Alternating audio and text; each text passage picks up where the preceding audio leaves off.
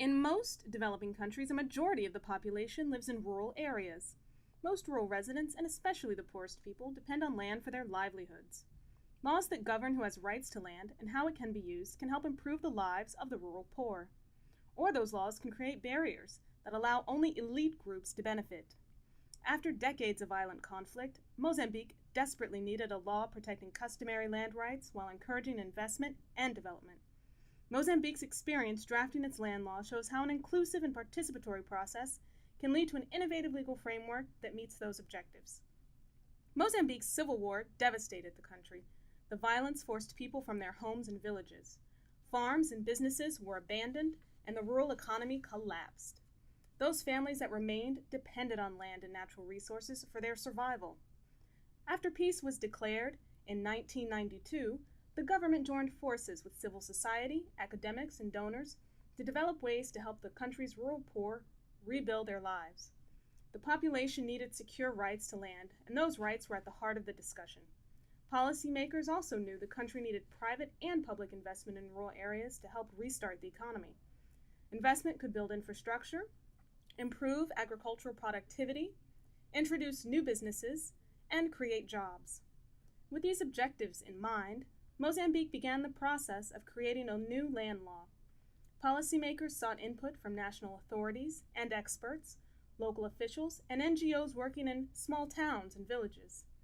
They drafted and redrafted, and in the end, Mozambique had a law that many consider to be one of the world's most progressive. Mozambique's land law begins with a constitutional principle that the state has ultimate ownership of the land and the state must manage that land for the benefit of all the people. The law also grants people the right to use and benefit from the land. People can obtain land use rights, or duats, in one of three ways. First, and most significantly, the law gives rural communities that have occupied land under customary systems perpetual rights to use and benefit from their land. Second, individuals who have occupied land in good faith for at least 10 years receive perpetual rights to that land for residential or family use. And third, individuals or companies can apply for a right to use a particular extent of land for a period of up to 50 years with one renewal. This land right is intended to give investors access to the land that they need for their enterprises. In almost every case, a community will have rights to land that an investor proposes to use. The investor must consult with the community that holds a duat for that land and obtain the community's approval of the investor's land use plans.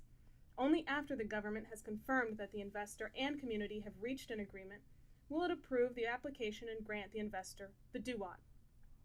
This precondition encourages communities and investors to negotiate mutually beneficial agreements for land use and development. Mozambique's land law is a tremendous achievement. The law gives communities the right to control and participate in development of their land. The law also gives women and men equal rights to hold land and allows communities to prove the extent of their land through oral testimony, avoiding the need for expensive surveys and legal documentation.